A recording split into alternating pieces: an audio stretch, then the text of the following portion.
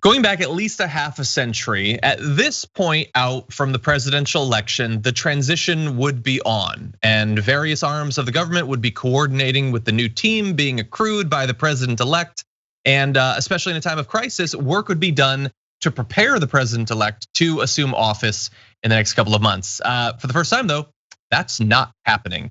And that is very consequential. And joining us now to break down some of the ripple effects that might have on our country and on our government is the founder of ZS Strategies and former vice president of GLAAD, Zeke Stokes. Welcome back to the Damage Report.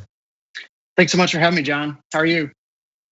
Yeah, live in America, so doing as well as I can. But glad to have you here. And certainly, from my point of view, the election went well. What do you think of the last couple of weeks? I mean, we're not even like we have a president-elect technically, but some important people aren't really treating it as if that's the case.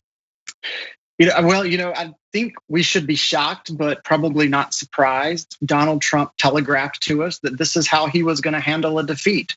And so, I think the Biden campaign at the time, the Biden transition team now, probably began preparing for an eventuality that we haven't seen in this country before. And I think, there's a couple of things. First of all, Joe Biden and Kamala Harris have an amazing team around them. A lot of people who served in the Obama administration in national security positions and healthcare positions and others. So I know they're getting very good advice, and he's going to be prepared on day one to be president. But a lot of resources are being withheld because the GSA and the administration are not figuratively or literally turning over the keys to the Biden team. And so you can't just walk in with 250,000 people dead and catch up on day one when it comes to how this vaccine is going to be distributed, where we are with getting 20 million people back to work who are unemployed right now. So they're doing a disservice to the ability for Joe Biden and Kamala Harris to hit the ground running. But I think the Biden team is doing everything they can to mitigate that. Yeah. I mean, they're certainly staffing up. Every day we're hearing about more of the people that are going to be serving in their administration. But we also know that they're not getting intelligence briefings, not the ones that they're supposed to be getting in the position that they're in. They're apparently not able to coordinate with the White House coronavirus like task force in any substantive way. These seem like pretty big barriers that are currently being held up.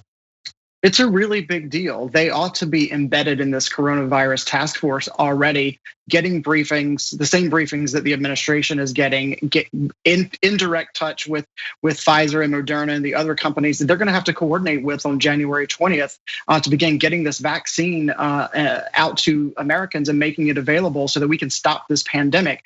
They're doing real damage to our ability to fight this, and it's going to delay our ability to get this vaccine to the people who need it the most, particularly our healthcare workers, frontline workers, and others. It's not a debilitating delay in terms of getting the work done, but it does matter, and it is important, and it is, of course, unprecedented.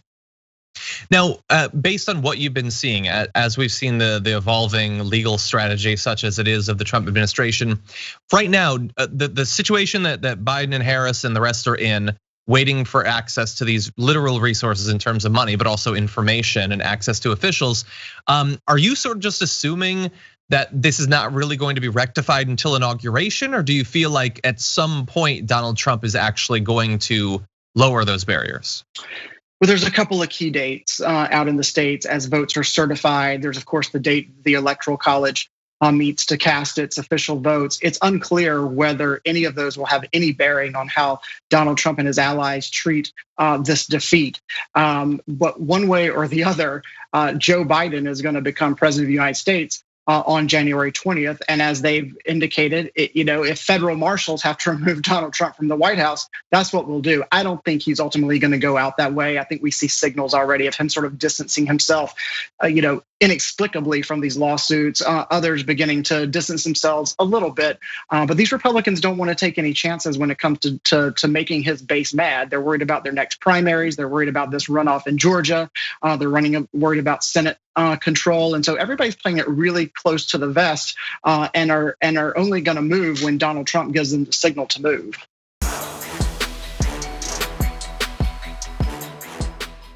For more political news breakdowns, interviews, stories of activism, and me trying my hardest to care about the occasional big celebrity news story, subscribe to our YouTube channel at youtube.com/The Damage Report. And you can ring the bell wherever it is so you don't miss anything.